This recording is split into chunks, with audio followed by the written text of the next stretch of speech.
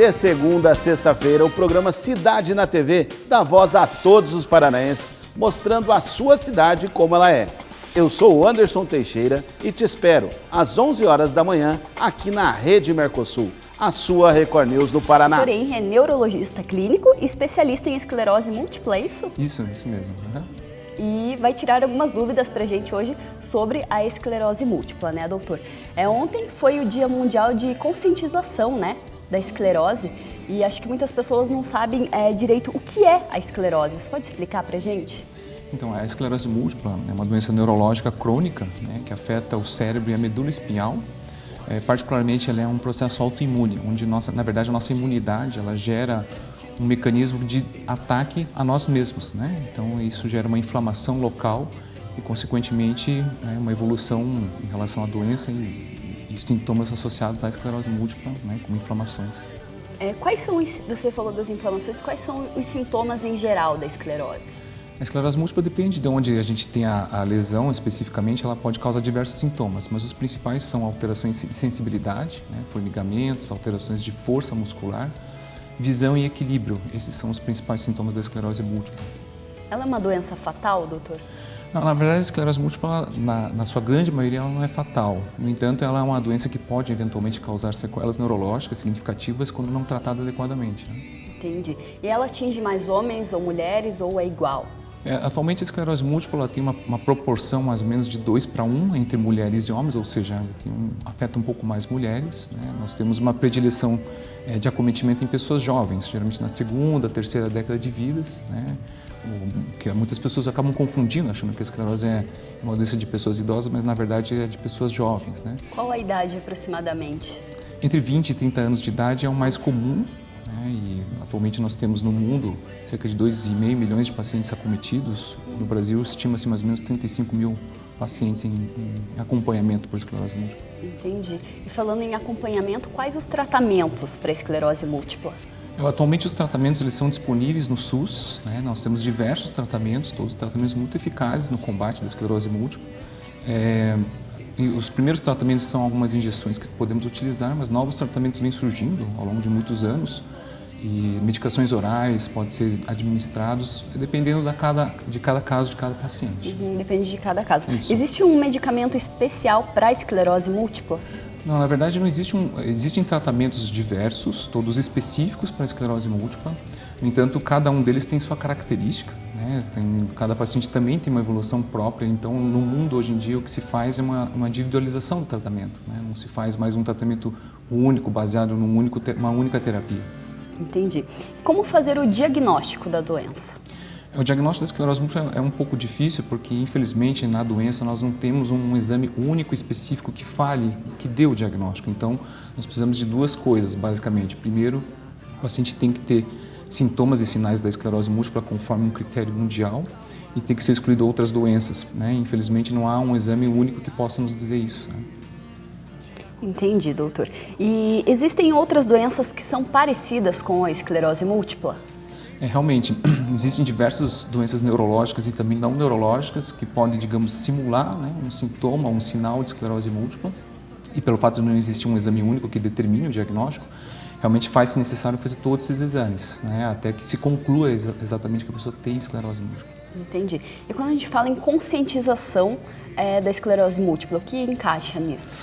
Eu creio que a conscientização é algo realmente muito importante, porque apesar da esclerose múltipla ter uma incidência razoavelmente alta, muitas pessoas confundem muito o que é uma esclerose múltipla com outras doenças neurológicas, inclusive, né? E infelizmente muitas pessoas ainda também que não são conhecedoras do diagnóstico carregam muito estigma, né, da doença. Então acho que é extremamente importante esse dia de conscientização nacional, né, para a doença. Entendi. Olha só, tem muita gente participando aqui do programa, mandando mensagens, perguntas para o Dr. Henry. Vamos ler uma perguntinha, se você quiser participar também, aproveita, manda aí para o telefone 41, para quem não é aqui de Curitiba, 8750-0750. Vamos ver, tem uma pergunta ali da Luciane.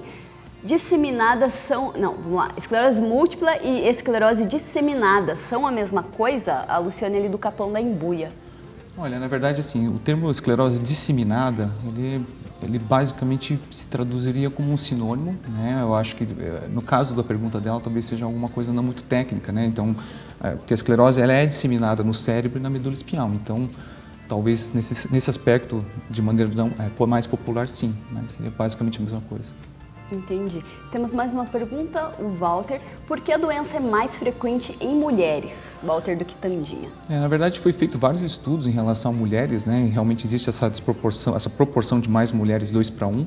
E acredita-se que existe alguma coisa do sistema imunológico. No passado acreditava-se em algo hormonal, mas acredita-se muito mais nessa questão imunológica da mulher em especial.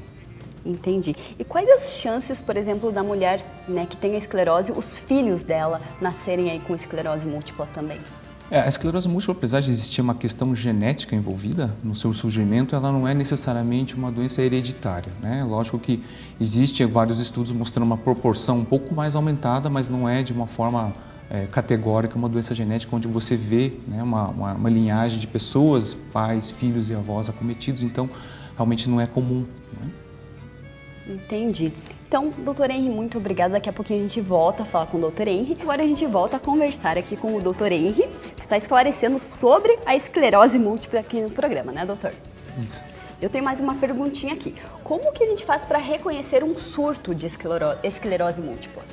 Então, os surtos são sintomas neurológicos novos, né, ou piora de um antigo, nos casos de pacientes que já têm algum sintoma prévio, que dura pelo menos, no mínimo, 24 horas contínuo, né? E pode ser dos sintomas que eu havia citado anteriormente, desde formigamentos, alterações de força, equilíbrio, visão, né? Então, ele é um sintoma contínuo. Muitas vezes é confundido com outros sintomas oscilatórios, o que não é um surto normalmente. Entendi. E esses sintomas, então, ele não seria considerado um surto? Na verdade, o que depende do surto é a presença de um sintoma novo ou de uma piora e que ele seja contínuo, né? Ele não deve ser, por exemplo, um sintoma de formigamento de uma mão, mas que após uma hora descansando melhore, né? Então, ele é um sintoma longo, né? Ele perdura mais tempo. Entendi. E a esclerose múltipla tem cura? Infelizmente, a esclerose múltipla não tem cura, né? Existe um esforço muito grande da ciência médica em relação a chegar a uma cura. Os tratamentos hoje em dia são realmente muito eficazes, né? Controlam muito bem a doença e os pacientes, os portadores, conseguem ter uma vida realmente muito normal, desde que, né, tratados e acompanhados corretamente. Entendi. O paciente ele não fica dependente dos remédios de esclerose múltipla? De uma certa forma, ele é um problema crônico, né? Então, ele realmente vai ter que tomar por um período longo. Há um consenso de retirada de remédios uma vez dado o diagnóstico. Então, a terapia é contínua mesmo. Legal. Nós temos mais uma pergunta. Você participa aí, você que está assistindo Cidade na TV, 41 8750 0750 e manda sua perguntinha aqui para o programa. Vamos ver quem está participando, a Marcilene. Bom dia, Mayara. Tenho depressão há mais de 1 ano. Meu humor é muito instável. Gostaria de saber se devo me preocupar com a esclerose múltipla. E aí, doutor? Olha, apesar da esclerose estar realmente associada a sintomas depressivos, se não há sintomas neurológicos específicos, a não ser a depressão, eu não creio que realmente seja um caso de maior preocupação de ter esclerose múltipla, né? Desde que seja somente esse sintoma. Então, não creio que seja uma depressão uma causa específica e única da esclerose múltipla. O importante é ela consultar um bom médico. Entendi. Né? Se ela já tiver com algum sintoma diferente, ela vai para o médico. É importante ela realmente, né, fazer talvez uma consulta neurológica para determinar se outros sintomas associados poderiam estar correlacionados com a depressão, mas ela isolada ela não é uma causa de sintoma, né? Depressão não é um sintoma específico de esclerose. Entendi. Temos mais alguma pergunta, Jucimar? A esclerose pode ser considerada uma doença hereditária? Não. A esclerose nós não consideramos que seja uma doença hereditária. Ela é genética, né? Genética significa que vem de alterações específicas dos genes, mas que não necessariamente é transmissível, hereditária. Né? Não é uma doença que você tem um componente tão intenso como em outras doenças, né? Mas é lógico que é importante, uma vez dado o diagnóstico, fazer uma avaliação aprofundada de eventuais familiares que possam ter sintomas parecidos, mas ela não é hereditária por natureza. Entendi. Vamos ver se tem mais uma pergunta. O Tadeu. Bom dia, Mayara. É verdade que fatores externos como latitude podem aumentar o fator de risco da doença? É verdade. Realmente existem alguns estudos que determinam que latitudes maiores, principalmente na região nórdica, né, aumenta o risco da esclerose múltipla. Muito se fala a respeito sobre incidência solar, né, tanto é assim que aqui no sul do Brasil, curiosamente, nós temos mais incidência do que no norte e nordeste do Brasil.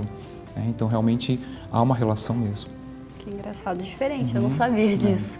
E doutor, existe alguma associação, você sabe me informar aqui em Curitiba para o pessoal estar buscando informações sobre a esclerose? Nós temos uma associação brasileira, que eu acho que é a ABEM, que é a associação que realmente mais tem informações. E infelizmente no momento estamos sem associação aqui dentro do Paraná, mas eu sei de informações que isso está sendo criado, né? Então eu recomendo que procure a Associação de Portadores Nacional, que é a ABEM. Legal. O programa, infelizmente, já está chegando ao fim. Só vou pedir para o doutor Henry passar uma dica aí para o pessoal de casa sobre a esclerose múltipla. O que fazer?